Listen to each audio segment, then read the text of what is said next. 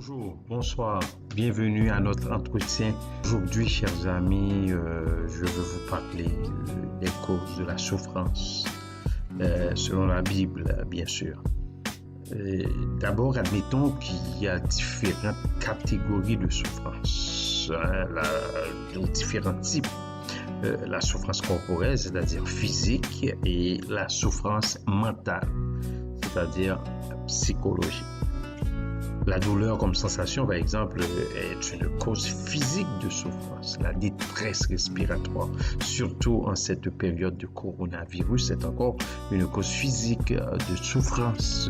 Toutes les maladies qui affectent le corps font partie des causes de souffrance physique. Par contre, chers amis, l'anxiété, le deuil, la haine, l'ennui, sont des exemples de souffrance mentale.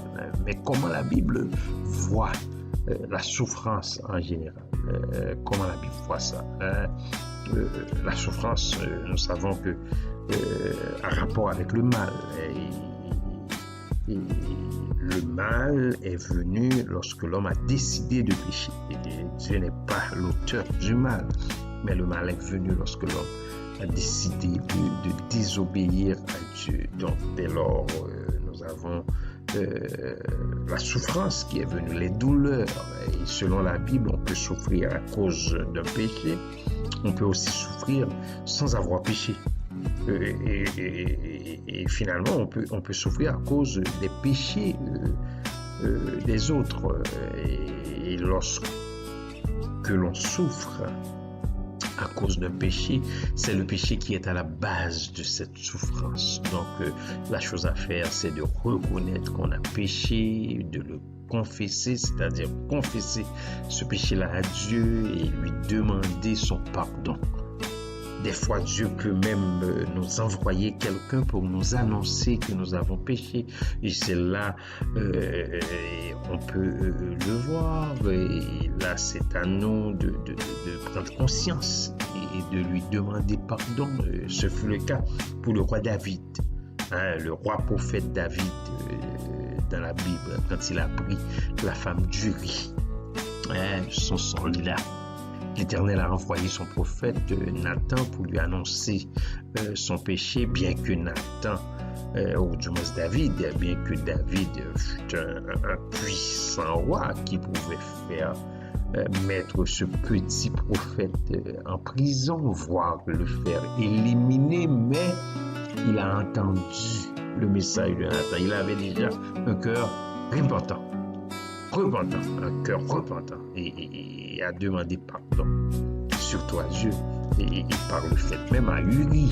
Nathan lui a présenté une histoire de quelqu'un qui avait seulement une seule petite richesse et l'autre en avait beaucoup, l'autre en avait les mains pleines, et ce dernier a volé la seule petite richesse que l'autre avait. Et Nathan lui a dit, c'est toi, c'est toi, David. Cette parole de Nathan atteint David et nous atteint nous aussi, parce qu'elle touche cette expérience difficile d'être pécheur devant Dieu. Il a commis une faute grave, il reconnaît le mal qu'il a commis, il a souffert pour cette cause et a demandé pardon à Dieu. Le psaume 51 nous aide à déchiffrer cette expérience. Oh Dieu, aie pitié de moi dans ta bonté, selon ta grande miséricorde, efface mes transgressions, lave-moi complètement de mon iniquité, purifie-moi de mon péché, car je reconnais mes transgressions. Je reconnais tout ça. Mais tu veux que la vérité soit au fond du cœur. Purifie-moi avec l'hysope et je serai pur. Annonce-moi l'allégresse. Détourne ton regard de mes péchés. Ne me rejette pas loin de ta face. Rends-moi la joie de ton salut et qu'un esprit de bonne volonté me soutienne. David a commis un acte qui désigne la loi de Dieu. Et il se reconnaît pécheur devant Dieu. Il a souffert pour ce péché et s'est libéré en demandant pardon à son Dieu.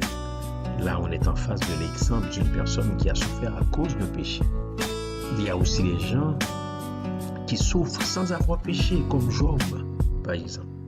Job souffrait sans avoir péché. Job était un homme juste qui s'est confronté au mal. Il a souffert énormément dans son corps et dans son esprit, dans sa pensée, et tout cela à cause de la réalité du mal.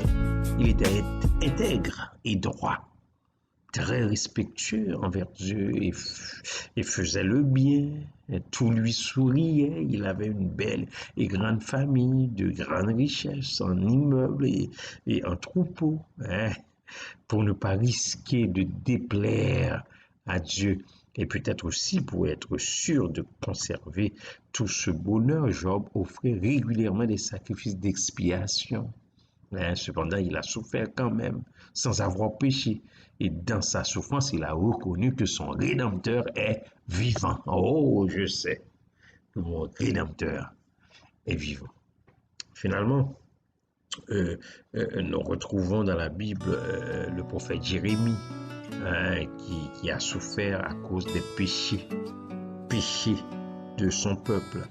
Le prophète Jérémie, c'est l'histoire d'un grand prophète qui se plaignait tout le temps et souffrait dans son être, mais c'était à cause des péchés des autres, les péchés de son peuple, les péchés du peuple, les péchés d'Israël. Il vivait une détresse énorme. Voilà pourquoi il s'est tourné vers l'Éternel. Dans Lamentation 3, le verset 19, il déclare: quand je pense à ma détresse et à ma misère, aux absinthes, ou à l'absinthe et au poison, quand mon âme s'en souvient, elle est abattue au-dedans de moi. Voici ce que je veux repasser en mon cœur. Ce qui me donnera de l'espérance, c'est que les bontés de l'Éternel ne sont pas épuisées.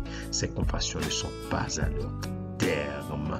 Elles se renouvellent chaque matin. Oh, que ta fidélité est grande. Pour ceux qui souffrent à cause de leurs péchés, ils doivent se tourner vers Dieu pour lui demander sa grâce. Pour ceux qui souffrent sans avoir péché, ils doivent savoir que malgré tout, le Rédempteur est vivant. Notre Rédempteur est vivant. Et finalement, pour ceux qui souffrent à cause des autres, le péché des autres, sachant que les bontés de l'Éternel ne sont pas épuisées. Et en tout et partout, la souffrance dans notre corps, notre âme, notre confort, notre situation, nos convictions. La souffrance est difficile à vivre, mais sachons que Dieu demeure fidèle.